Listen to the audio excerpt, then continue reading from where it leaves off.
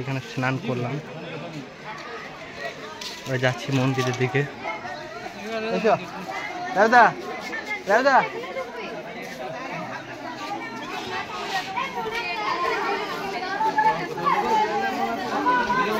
প্রথম সোমবার, জল ঢালার দিন।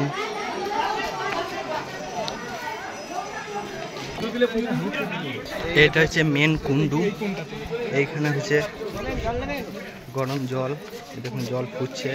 এখানে চাল দিলে ভাত হয়ে যাবে, ভাত হবে না।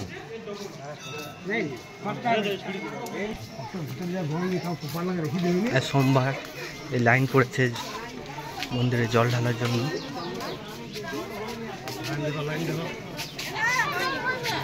ওইখানে শিব গঙ্গা দিল, এই বিশাল বড় লাইন।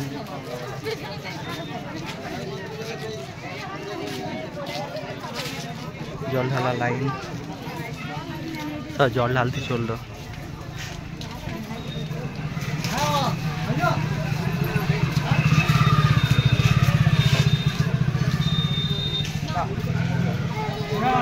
এত দূর পর্যন্ত লাইন পড়েছে বক্রেশ্বরে।